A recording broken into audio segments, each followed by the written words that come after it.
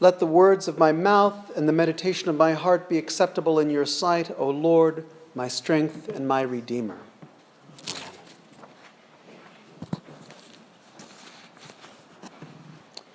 There is an anime, and if you don't know what anime is, that's Japanese cartoons. There's an anime show called Dragon Ball Z. I know about this because my kids used to watch it when they were younger. And in Dragon Ball Z, there's a character named Beerus, the god of destruction. His occupation is to maintain balance by destroying planets. This sermon is not about him. There is, among the most important Indian gods, one named Shiva, sometimes known as the god of destruction. His powers of destruction are used to destroy the illusions and imperfections of this world, paving the way for beneficial change. This isn't about him either. There is, in popular imagination, an angry, white-haired god who sits in the clouds and thunders, "Thou shalt not," and tosses lightning bolts at those who disobey one of his commandments. This is not about that God either. It's not about any of these because they are not Jesus the Christ. And yet, Jesus can also be the God of destruction. Because destruction has always been an essential and positive part of God's interaction with us. We see this on at least two levels in today's gospel. One, the cleansing of the temple. You probably know that the money changers were at the temple in the first place because Jews were commanded to make sacrifice of various sorts at the temple.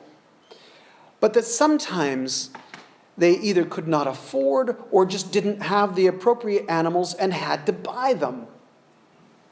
However, the coin of the realm was Roman, and that included the face of Caesar, which was therefore not allowed inside the temple. No graven images.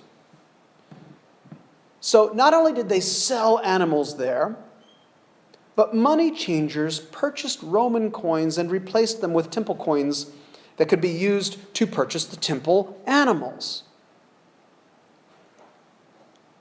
Sounds reasonable, but it was in fact a corrupt system that took advantage primarily of the poor who could not afford animals on their own. It was corrupt because these money changers were charging exorbitant rates. It was corrupt because it made worship into a business. And in true prophetic fashion, Jesus came in and began to dismantle this corrupt system. It may have looked like destruction, and it was, but it was bringing about holiness. And in doing so, he showed us also how we are to destroy the systems that corrupt and destroy the children of God. You can't build up what is good without taking out what is corrupt and harmful. And the second way is that after this, Jesus claims that if they destroy the temple, within 3 days he will rebuild it. As John points out, this is not a literal tearing down of the temple, which was accomplished a generation later by the Romans, by the way. He's talking about his own earthly body. And he's pointing, of course, to the crucifixion and the resurrection, his destruction and his rebuilding. He's pointing to the necessity of Christ's death because it is only through that death that our relationship with God can be changed fundamentally. And through that relationship, our lives can be transformed. It is only through that incomprehensible act of destruction that the resurrection can assure us that not only is God's love for us unbounded, but God's power of life over death is limitless. So whether it's the corrupt systems or Jesus' own body, destruction is sometimes what Jesus must bring. Yet there is more. Because you know that this divine destruction must and does touch our own lives too. I'm not talking about the downed power lines in the trees of this weekend's storm. By the way, please do say a prayer for all those power company guys out there. We saw a whole bunch of them driving up north as we were walking into church. God bless them. But that's not what I'm talking about. I'm not even talking about the death of a loved one, which all of us must experience, and all of us know how painful that is. But the destruction I'm talking about, which Jesus leads us toward, is the destruction of our certainty about ourselves. Maybe our very image of ourselves that we hold so dear. Are we really as good a person as we think we are? Are we really as giving or humble or forgiving or kind? This might be an image of yourself that Jesus says, destroy it, because it is leading you away from me. On the other hand, we might be led to ask if we are really as bad as we think. Are we really that weak or worthless or broken or irredeemable or unlovable as we think up here? This also might be an image that Jesus says, destroy it so that I can come in. Such destruction is the work of Lent. It is there to strip away our self-importance, our self-delusions, or perhaps our self-loathing. And when all is stripped away, when what needs to be destroyed is gone, then rebuilding can start.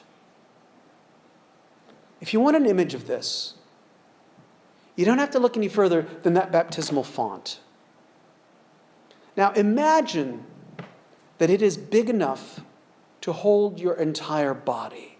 It's a pool. Imagine that for just a moment, because that's what the oldest fonts looked like in the ancient church.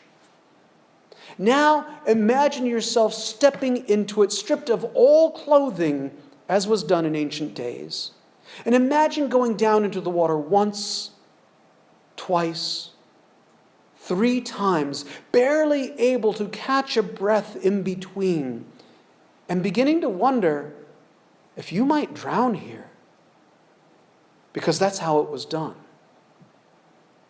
And then imagine coming up for that precious air and knowing that you will live. Baptism is a sign of our destruction. It's a destruction of our old life being stripped away so that a life as a beloved child of God can be built. That's what we're doing here. Destroying that which leads us away from God and from each other. Destroying that which leads us into death, which kills our souls. And if you think your soul, well, let me rephrase that. If your soul is dying, you know it. And what do we get in return? In return, we build something new, something loving, something life-giving. We can be thankful that our God is not that angry old man destroying people who disobey his commandments. And neither is our God a cartoon character like Beerus in Dragon Ball Z. And we can be thankful for that. And even though the god Shiva's purpose of destruction is to make room for beneficial change, we know that our God is not Shiva either. Nevertheless, destruction is of God. Destruction as we see in Jesus, so that life and love can grow more abundantly. Amen.